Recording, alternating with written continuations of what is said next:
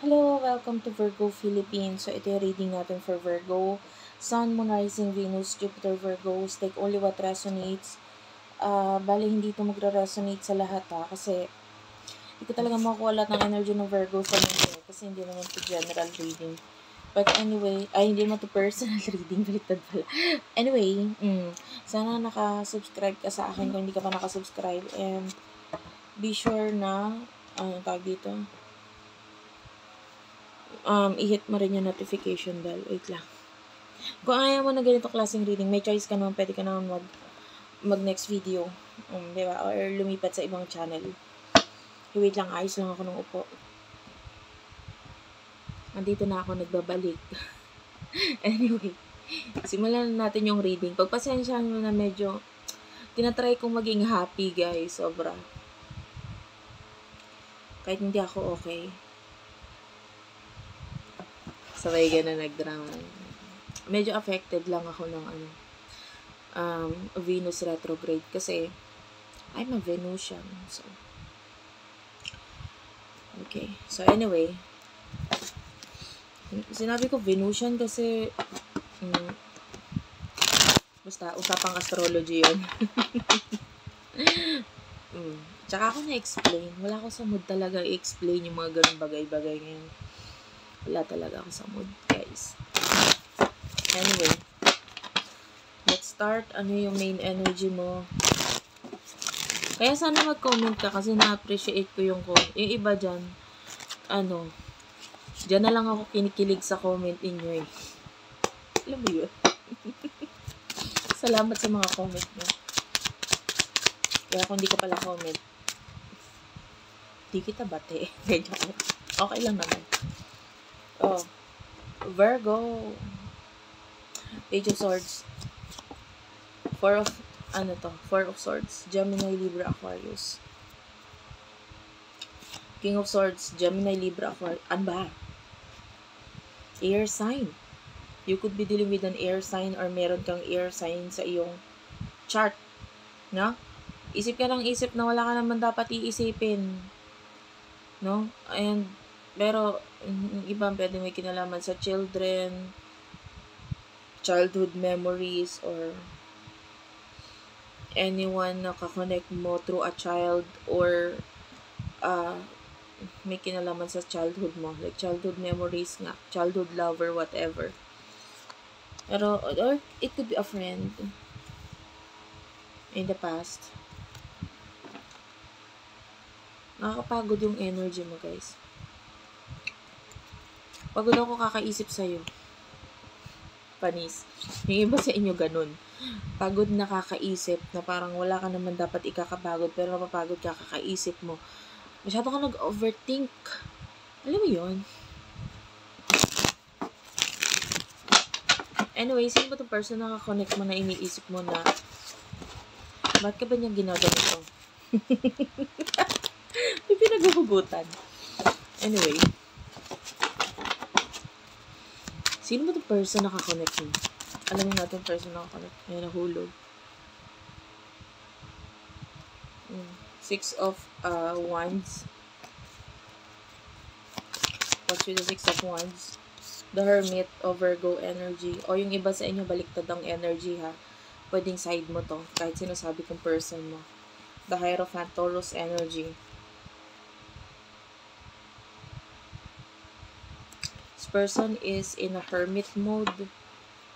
So, pwedeng hindi siya masyadong hindi niya ino-open ang sarili niya sa mundo. Hindi lang sa'yo, sa mundo mismo. Talagang parang tagong-tago siya pagdating sa kanyang nasa isip. Hindi siya nag-open up. The 6 of Wands is here. Ang feeling niya parang lagi kang nandyan para sa kanya. Or lagi ka lang nandyan. Nararamdaman niya yung feeling niya.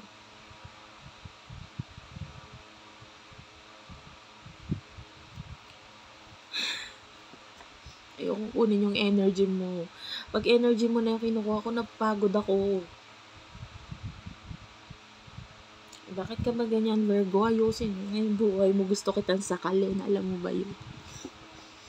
nahihirapan ako. Kasi yung energy mo nakakapagod, na nakaka-depress, alam mo yan. Bakit ka ba ganyan? Kulang ka lang siguro sa tulog ka, cellphone mo yan. Sa halip na pag nakahiga ka na parang dapat tutulog ka na pero hindi. Ginagawa mo cellphone ka ng cellphone. Tapos ngayon sasabihin mo sa akin, pagod ka. Grabe ang pagod ko sa'yo. Nakukuha ko na talaga yung energy mo, nakakapagod. Napapagod ako. Gusto ko na matulog. Emotions ninyo sa isa't isa.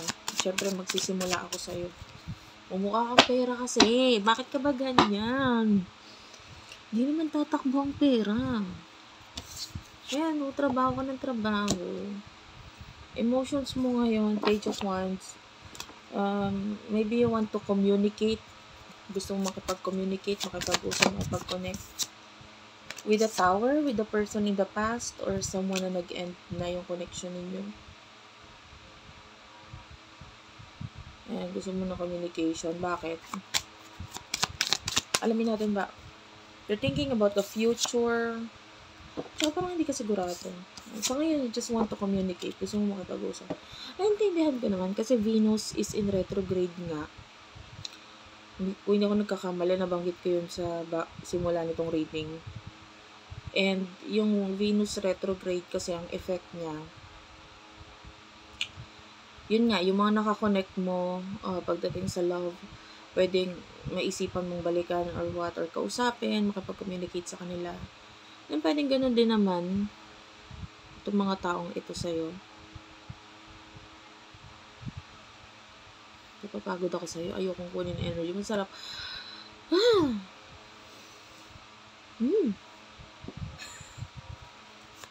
Pagod ako. Napagod ako. Person mo, connect mo. Emotions niya para sa'yo. Emotions niya para sa'yo. I feel like yung iba sa inyo, there's another connections or yeah. Itong person na to,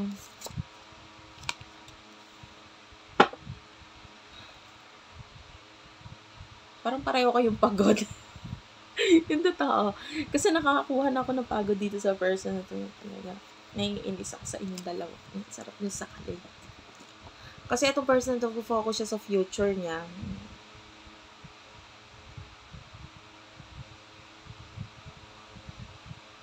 Tapos part sa kanya, gusto niyang umalis or gusto kanyang iwan or kalimutan. Kasi puro ka naman ganyan. Puro ka trabaho, puro ka work, puro ka. Pwede hindi mo siya ganun binibigyan ng attention. So, parang, bala ka nga dyan. Parang ganun. Gusto niyang mag-focus sa ibang bagay. Sa especially new beginnings niya. Pwedeng may kinalaman sa career. Umaga para sa kanya, kung may pagod ka, may pagod din ako. Makanya-kanya tayo ng pagod dito. Kung pagod ka sa trabaho mo, pagod din naman ako dito sa sinisimulan ko to. So, okay lang. Ano ba kayong dalawa? Sarap niyong sakalin. Alam mo yun. Punta tayo sa future. Pagod talaga ako sa inyo. Ngayon lang ako napagod sa reading. May ganitong klaseng pagod. Ace of Cups. Cancer, Scorpio, Pisces. Queen of Cups. Strength card. Huwag ka nang maganyan-ganyan. Kailangan alam mo dahil ginagawa mo ngayon, nagpapahinga, nagpapaganda. Kasi may darating sa buhay mo. Ace of Cups is a new beginning, new love, and this one is stronger. Strength card, Leo energy. Could be someone na very creative, or kung hindi man creative, leadership, or ano siya? Paano ba sabihin yan? Ma-leader. Para siyang leader siya na kind of person. Marami siyang tagasunod or maraming nakikinig sa kanya. Yon, basta yon. Gets mo na yon. Tapos, nakakita tayo ng mamahalin mo tong taong to eh. Pero alamin natin kung ano yung ano niya sa'yo. Future dito sa person na to, new person. Hoy, maganda ha. Maganda, pogi. Empress. This is someone that you really do like. Kaya mo siya mamahalin kasi maganda siya. Or pogi siya. Yung alam mo yung ka-attract siya sa mata mo. O, diba? Parang gusto mo siya physically, tapos yung emotions to follow. Dapat naman talaga ganon. Diba? Hindi yung emotions muna, tapos saka mo re-realize, alam, pangit niya pala. Niloko niya, kapag pangit niya. Sama natin sa part na yun. Dapat gusto mo yung tao. Taasan mo yung standard mo. Diba? That physically attracted ka rin sa kanya kasi Virgo ka. Masyado kang perfectionist. Makita mo lang yung mukha niya, oy, dry skin ka na, mag-lotion ka. Ganun ka eh. Gusto mo kinokorek yung tao. Eh kung physically okay na siya sa'yo, perfect na siya, o kulang na lang emotions, diba? Ay, wait lang. Okay, I'm back. Uminom lang naman ako ng tubig. Oh, hindi na ako pagod sa part na ito. Kasi in the future, alam mo sa simula lang yung pagod. Ito lang kasi may ano talaga ngayon, Venus retrograde. Pero in the future, of course, tapos na si Venus retrograde. Mga 40 days, hindi ako nagkakamali, 40 days lang naman tinatagal nun. By the way, huwag ka magde-decide regarding sa love ng habang naka-retrograde pa si Venus ha. Kasi hindi yun, yung mga desisyon mo sa love pagdating ngayon is hindi siya long term. Parang, for example, yung mga magbe-break ngayon, possible na hindi rin magtagal si break up, magbalik ulit kayo para kayong mga syunga lang.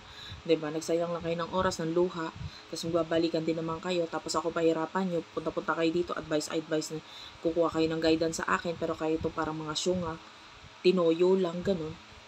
Basta ngayong Venus retrograde, hindi pa final yung mga desisyon. Lalo pagdating sa love, kaya iwasan. Ayun na nga. So, ito, possible na tapos na si Venus retrograde dito. I can see new love. Ay, yung iba kahit habang Venus retrograde. Pero ito person mo, gusto mo siya physically, attracted ka sa kanya. Yung person mo, kaya ako natatawa kanina kasi sad to say, siya, Six of Swords, nagmo-move on. Diba? Pwedeng ikaw, makakatulong ka sa pag-move on niya. Pinakamagandang term, panakip butas, ganun.